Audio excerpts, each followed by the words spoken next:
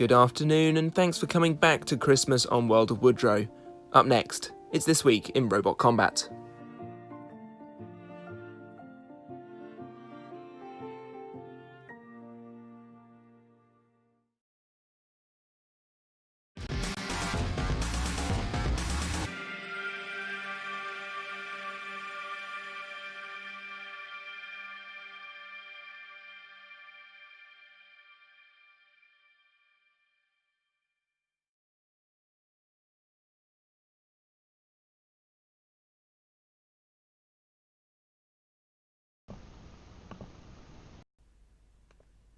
There we go. Changing my microphone settings doesn't scare me as much as it used to.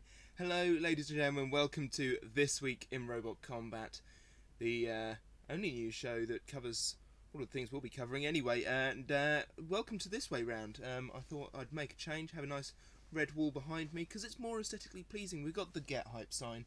It didn't work, but we are still very hyped for this season of BattleBots. So without further ado, welcome to the show. This is going to be our last one before Christmas, our last news before Christmas. There will be one more this week of Robot Combat, followed by a year review thing that will come on New Year's Eve. So do look forward to them, and otherwise be sure to get your comments in the comment section below, in the live chat, whatever, to talk to me. It's the only way you can. So, without further ado, let us move on to some news, because that is what you are all here for. There it is. Wahey! I thought for a minute there it was going to go wrong at the very last second, and I was going to have a little cry. But we're not. We're going to start off with the Tale of the Tape after show. Team Witch Doctor and Team Hypershock coming together to make just such a really cool after show, talking through all the details of what happened in each episode of BattleBots. Now, this is your BattleBots spoilers for this week.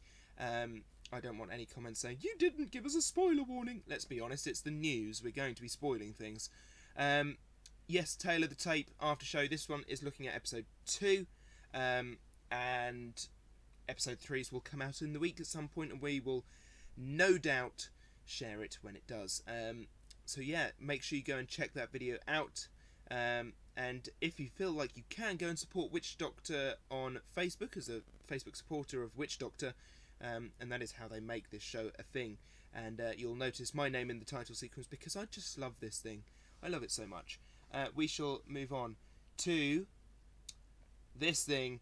This thing, as we all know, is, spoiler alert, I love it so much. It's a mini version of a robot that was going to be in this season of BattleBots, but they didn't get ready in time or something like that. But anyway, this is their Antweight version called Spoiler Alert, and it competed at Robot Ruckus Rumble, the smaller weight class event that happened yesterday. If you missed that, make sure you go over to the World of Woodrow Facebook page. There are links to all of this week's stories, and I'll be sure to make sure there is a link to the Twitch stream. I haven't actually checked if the Twitch stream is still up. I imagine it is. I don't actually know how Twitch works. But fingers crossed for everyone. They can go and watch it, including myself, because I would love to go and watch it. It looked like there were some great fights, and we shall talk more about it in just a little bit. We move on. We scroll up to, well, the most controversial thing to happen in BattleBots since the last controversial thing to happen in BattleBots. The judge's decision between Messrs Beta and Rotator, and I feel as though the controversy shouldn't be with the decision, but with the sort of mechanics of how the decision is made. Because last week we saw a fight between Kraken and Black Dragon. Didn't go Kraken's way, although they were, I feel, dominating the fight in the same way that Beta was dominating the fight this week. They used their weapon more, actually, in the Kraken versus Black Dragon fight. But yeah, I feel like the decision for Beta winning was correct, but the consistency of these decisions is not. And I think that is where the controversy should lie, in the consistency of judges' decisions. Obviously, Beta didn't use their active weapon. Now, whether they were broken or whether they were just saving it is something we can find out at a later date. Obviously, the hammerhead was fully removed by Rotator. Damage points go to Rotator. All of them, I would say, because Beta did no damage to Rotator. I believe there is... You will have to go and check the rules for yourself. I think there was something saying that damage that a robot does to itself does not count in the other robot's favour. So I don't know how that works. I think aggression is more pushing things into things than it is damage that those things do. I don't know. I'm not a judge. And as such, I will not be making big, bold statements that this robot is bad and this robot is worse and the judges are awful. I don't think they are. I think the robots are all good. Beta was using a viable tactic of pushing and using its wedge. Would have been nice to see the hammer in play, and if BattleBots wish to bring back the active weapon rule to combat that, then, you know, that is up to them. I'm not a fan of it, but if it means that they have more television-y fights... I mean, swinging your hammer over on Beta, you know, it is a television show when all's said and done. You want to be seeing the big swingy hammer thing do the thing. We're still waiting for a good hit. And, yeah, I mean, it's one of those things, isn't it? So, yeah, I'm not going to go in with a big opinion on which robot should have won, or which robot should have lost, or which robot should have done what. All I'm going to say is that there needs to be more consistency in the judging criteria, and how those decisions are made. Judging is always going to be biased. It always is, because it's humans doing it. Unless you've got an algorithm doing it, and we would all hate that.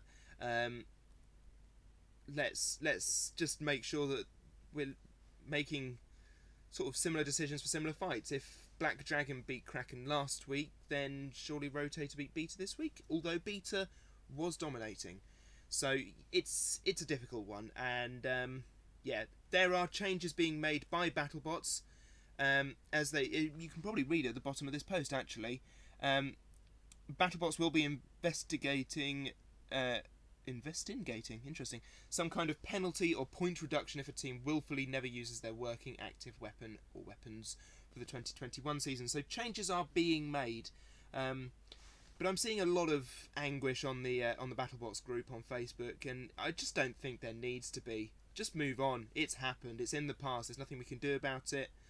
Move on. They've already said something is happening. Deal with it. Finished. Done. All done. Good. Moving on. I'm not going to get hung up on this anymore. Who will be getting hung up on this more is the RoboCast this week, which unfortunately I wasn't able to be there because I was still editing Scrapheap. But Sam864, Steve the American Killjoy, and Ryan of Spinnerproof all get into a discussion with Mr. Victor Soto on this week's RoboCast. So look forward to that one coming into your podcast feeds very soon. Next up, a very interesting adaptation, and one I very much like, for Thunderchild. Yes, Thunderchild, who competed at BattleBots and is a big name in the American Beetleweight scene, have never really been able to compete at something like Norwalk Havoc because they have an active weapon rule. Now, Nate has been on the old CAD machine, oh yes he has, and has come up with a rather fancy sort of front hinge, I call them stealth flippers. I think that's a really cool name for them. But it's a like, the wedge is the front hinge flipper, and it has some bars on the top, sort of immersion / abrasion style, if you know that robot from the UK live scene, and something that will be coming to BattleBots just as soon as it's safe to do so. Yeah, it's a nice little design. I'm liking it, and you know, front hinge, you can't go wrong with a front hinge. I am sort of kind of against the big pushy wedges. Ironic for what I've just said about the last fight we've just discussed, but yeah, I prefer an active weapon, and this sort of ticks both boxes. It allows Nate to drive wedgy like he likes to do, but it also allows for an active weapon to be in play if he needs that too, and he can turn things over as well, which is just cool. I really like this setup. I wouldn't mind building something similar.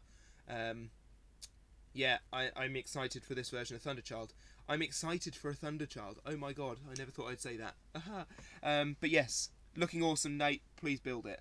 And I'd love to see you compete at Norwalk, because you have a very strong chance of doing well. Next up, there is a video, oh dear, there is a video up of Tantrum a post-fight debrief with Aaron Hill, what went wrong with Tantrum, why it broke down, and what they do to rebuild it. I've yet to watch it. It is in my Watch Later feed on YouTube, so I'll be going to watch that after the news today. Make sure you do too. Poor Tantrum. It was doing so well. We will move on to a bit of Crapheap challenge, and we're going to actually scroll up to this one because this is the link to the actual thing. Yeah, Crapheap challenge is probably the biggest video on my channel this year. It is this wonderful homage to Scrapheap Challenge, the old British show, or Junkyard Wars, I believe that it was called in America. America's got Scrapheap and Junkyard Wars. You lovely greedy people who get all of the Scrapheap fun. We've made a new version, and it is myself, Ryan Bratley, and Ben Hay of Team Panic going up against each other to build a football robot, something that can score goals in a minute, as many goals as it can in a minute. And it's hosted by Oliver Stapley of ESC, who does his best impression / twist on Robert Llewellyn, who used to host Scrapheap Challenge. This is a big love letter to Scrapheap Challenge. We are all really proud of it. It took all day, or at least all afternoon yesterday, to edit. It went up about midnight yesterday. So if you haven't watched it, please do go and check it out. It was a lot of fun to do. And we are already planning next year's. It's going to be even bigger. We're going to go to more people in more countries and just make this a wonderful thing that we do for Christmas each year, because doing it any more than that, and I think I might have some sort of meltdown. We are also planning to do a roadshow version of it for Robo Nerd. We had planned to this year, or there was a plan to this year. This whole thing was the brainchild of Oliver Stapley and Ryan Bratley. I've sort of nabbed it to put it into action, to do it this year, make it into a bit of a show on TV, because it was never planned to be this, but I've made it this, and you know, we're getting people involved, and fingers crossed, if Robo Nerd does go ahead next year, then we will have a bit of Crapheap Challenge live roadshow style for you there, and we might do a bit of a trials theme with this, as opposed to just making fighting robots out of scrap, because that's already done. That's BattleBots.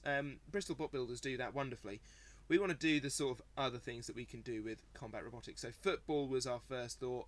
We've got loads of other things, including, you know, gauntlet, mazes, sumo, tug of war, all those sorts of things. This is something that could be really good fun. So do stay tuned. More Crapheap Challenge is on the way in the new year at some point. And yeah. Check out this one if you haven't already. There's my plug for this one. If you are inclined to, then RoboRiots are advertising for their October 2021 live show. It's going to be happening October 9th and 10th, the National Basketball Arena in Ireland. So be sure to go and check out the RoboRiots Facebook page. Again, links in the Facebook page. You can find links to all of this week's stories, and there'll be a link to the Facebook page in this video, because that's how that works. But yeah, if you want to go and buy tickets to watch the show, then they are advertising live robot combat, and fingers crossed we will be back to some form of live show by that point next year, if we all stick to the guidelines, etc., etc., as usual. And yeah, I'm excited. I may be taking robots across if I can. We will see. I don't know about Bullfrog, because getting it anywhere at this point is a bit of a challenge, but yeah, we'll see what we can do, and fingers crossed for robot combat. And if I do go over, then you can bet your bottom dollar that there will be a This Week in Robot Combat event report type special thing, like I was going to do for all the other shows this year. Oh dear. Right, we'll move on next to something that and somebody who works with Extreme Robots, speaking of live events, has been working on. So Liam Haddock is the editor for Extreme Robots, and he has been working on a new project for VRChat. which is an immersive Robot Wars arena experience. And he says, VRChat is where you can either use a VR headset or just your keyboard to socialise in worlds that are created by people who play the game. As well as this, you can become models of your favourite TV characters from games, anime, etc. The world is your oyster. The best part is that it is free.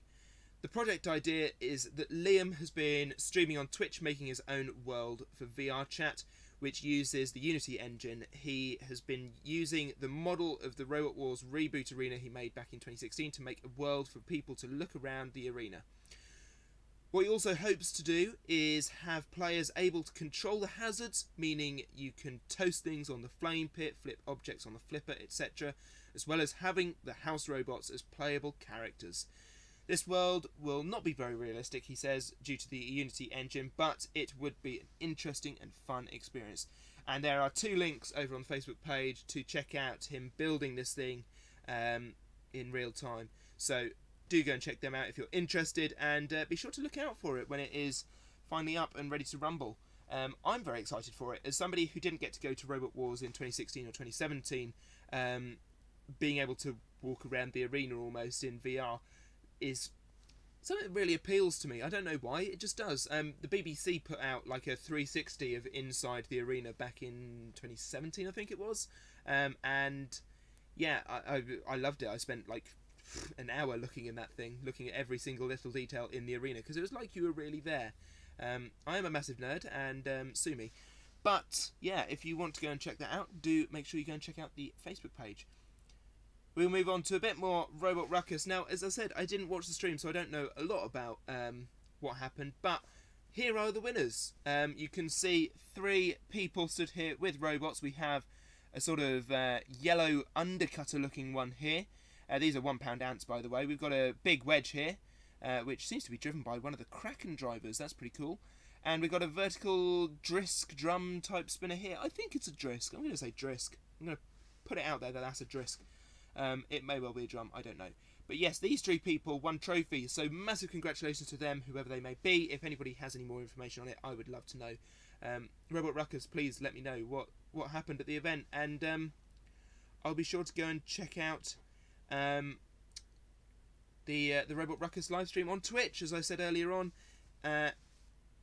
Yeah, be sure to get involved. I'd love to go to some of these events at some point, especially the heavyweight Robot Ruckus, because it just looks like a fun time. We'll move on to the main event from last night. Oh, my poor boy. Hypershock versus Gruff. This week's main event. It was an interesting fight. Hypershock seems to have some issues going into this season. Now, if you didn't know, Hypershock went into this season and was built at the event, as is usual actually for this machine, but you know, it's a sort of new version. There's some bugs to work out, and sometimes you can only do that through combat, and it was a shame. Hypershock seemed to be doing a bit of damage to Gruff to start with, but then Gruff really took advantage of this fight, took control, burnt Hypershock, literally fire all over that thing, and yeah, crispy Hypershock, which is a shame, because I love Hypershock, and it didn't win, but it was still a spectacular fight. And if you haven't gone and checked out this week's BattleBots, make sure you do. I don't know why you'd be here if you haven't. Maybe just because you like me more than BattleBots, and that's fine, that's allowed. Thank you very much. More pictures here from Tantrum versus Valkyrie. Tantrum was doing so well, I don't know what happened, but Valkyrie's weapon was dead, and then Tantrum died.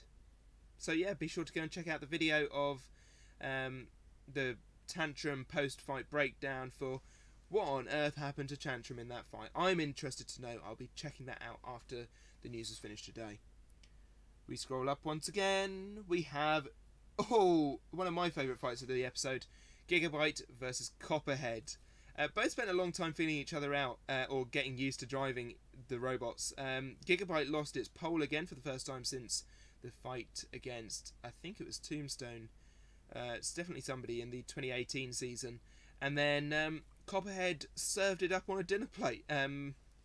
Really punted it. The shell hit a light. Unfortunately, that's not the whole robot, so I don't get a bingo square, but you know, what can you do?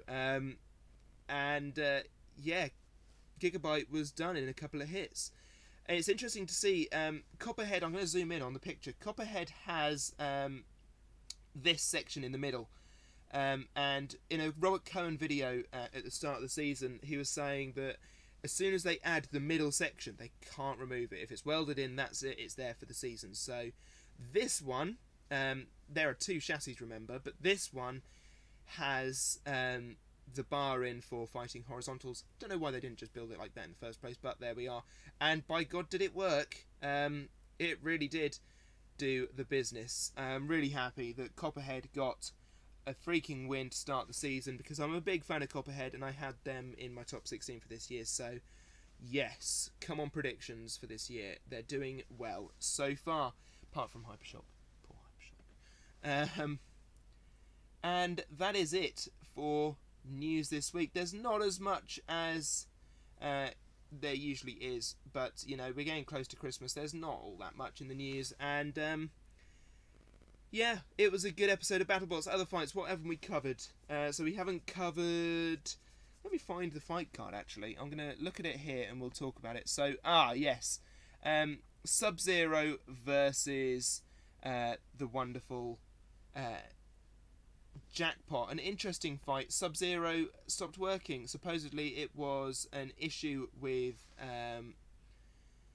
I can't remember what they said. It was an issue with something on the inside. They were using switches, that was it. Some switches from last year that did them dirty. And yeah, they did not win that fight, which is a shame. No, I didn't want to do that. I did not want to do that. There we go. We also had Gemini versus Uppercut. Uppercut, a strong showing to start the season. Really, really punting robots left, right and centre. One half of Gemini from over halfway across the box went out of the arena. That was what I call a hole-in-one. Just such an awesome shot. And yeah, Gemini were really, really done in there, which is a shame. But you know, they've got a few more fights this season. We'll see what happens. Big Deal versus Atom number 94. They stopped the fight. I thought we were going to get to see our first ever unstick live on camera, but then they stopped the fight and they went to the judges instead because they couldn't get the robots apart, which is interesting. So yeah, that fight was a little bit slow, but a win for Big Deal there, which you can never argue at because we love Big Deal. We also love Atom number 94, but we like Big Deal more, I think. When I say we, it's me and the Hypershock sign. So yeah. Otherwise, that was about it for this week. I think I preferred last week's episode to this one, and I don't know how I feel about comparing episode 1 to episode 2. I think I might have preferred last week's episode overall. But yeah, some really good fights again. Some strong showings from Copperhead, Uppercut. Some disappointing fights in Rotator versus Beta, Hypershock versus Gruff, Big Deal versus Atom number 94, Tantrum versus Valkyrie, unless you're a Valkyrie fan, in which case, great for you. And Sub-Zero versus Jackpot. You know, we had a bit of a rocky predictions game for that one. I think I got... So I predicted Copperhead, I predicted Sub-Zero, which didn't go well. I predicted Uppercut, I predicted Beta, which did go well, but I sort of wish it hadn't. I predicted Tantrum, which is a shame. What did I? I think I might have predicted Valkyrie, actually. I can't remember. I definitely predicted Big Deal. So yeah, 4 or 5 for me this week out of a possible 7. You know, it's not too bad going. It's over half marks, so what can you say? We're going to go through some comments, and by God, there's a lot of them. The bot builder's actually made it for once. Well done, the bot builder. I am rocking that beard. Thank you very much. I am.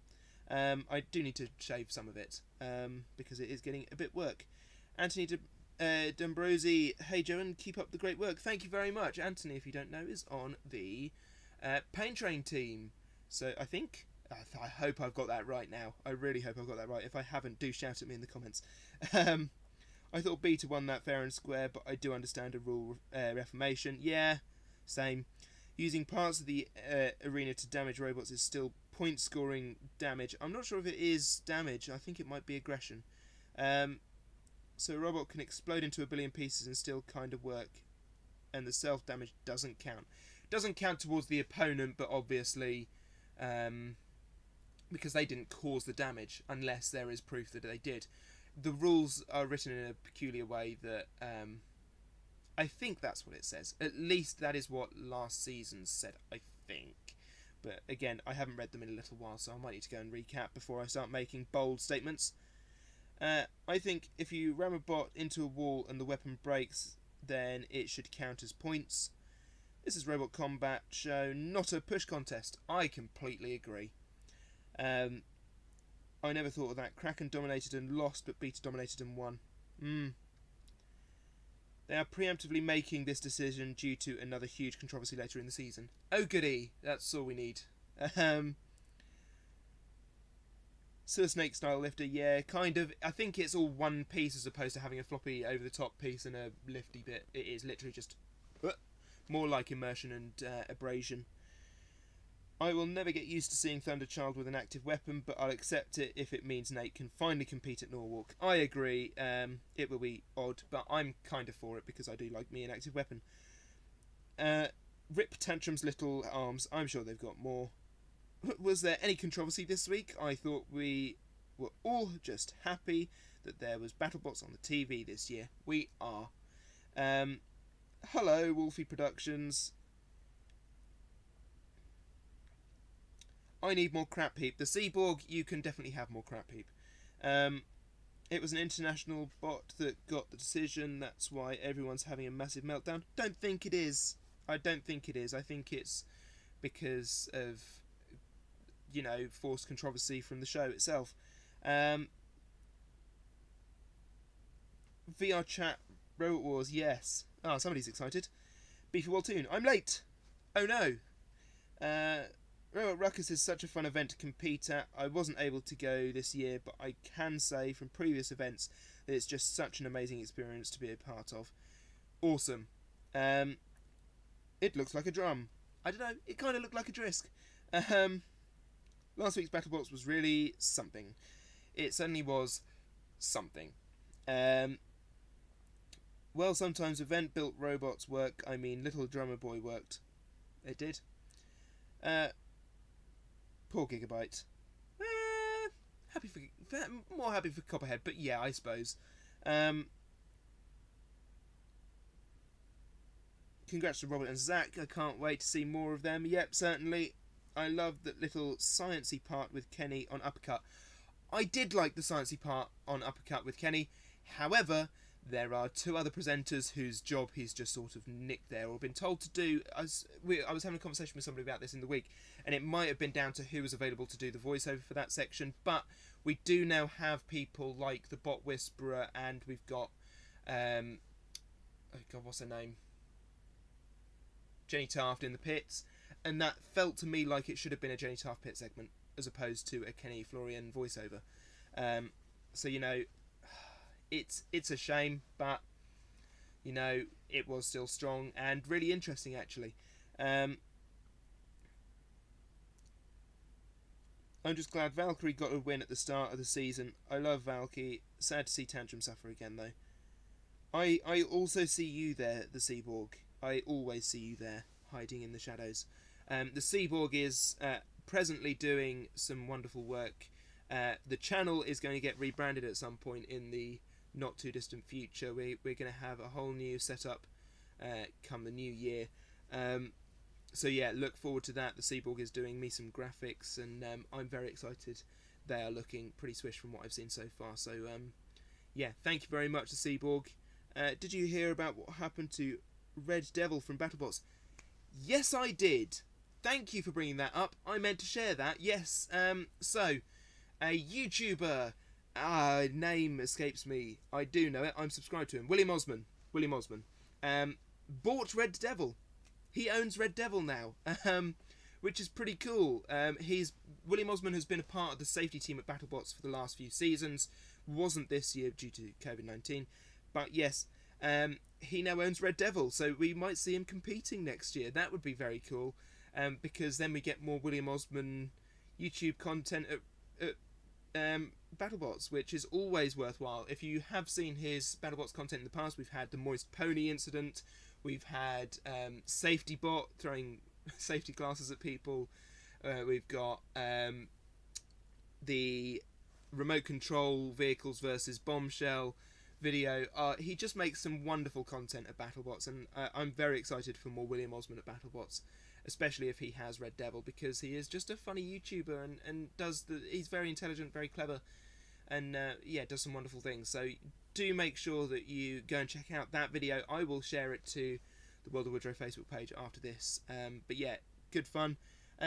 There was again some controversy over him using an active weapon that close to the robot. I would say move back a bit, please, and maybe put something between you and the robot, just in case this saw blade comes off and goes flying at you. You know, you just want to be safe, don't you? But yeah,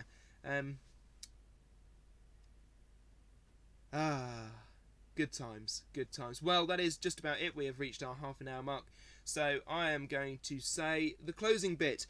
I hope you've enjoyed this video. If you have, give this video a like, do subscribe to the channel. If you are new, be sure to check out World of Woodrow on Facebook, where you can find links to all of this week's news stories, plus any news stories in the future or in the past. You can subscribe to the channel, I've said that bit. You can also find me usually over on the RoboCast, which is on the Sam8864 YouTube channel. You can also find me on the No More Spinners YouTube channel, where we do some fun things. We haven't done any recently because, you know, it's Christmas and all that. The last thing I will say before I go is that I will be taking a break from YouTube in January just to recover and recuperate. And I know I said that last year, but I am actually going to do it this year, because I have been working throughout the year with very few breaks. So I'm going to take a month off, and I will be back in February. The World of Woodrow Facebook page will be where you will find any news stories. I will keep sharing them to there. Otherwise, that is it for me. I shall see you all again for the final proper news video of the year next Sunday at the usual time of 4 o'clock. Be sure to stay tuned to the World of Woodrow YouTube channel for the Fightmas Annihilator coming on Saturday morning, and we've also got the Big Bot Quiz of the Year coming next Saturday as well. So be sure to check that out. It is a good one. It's the last quiz of the year. So yeah, that is all from me for this time, and I shall see you all again very soon. Bye everyone.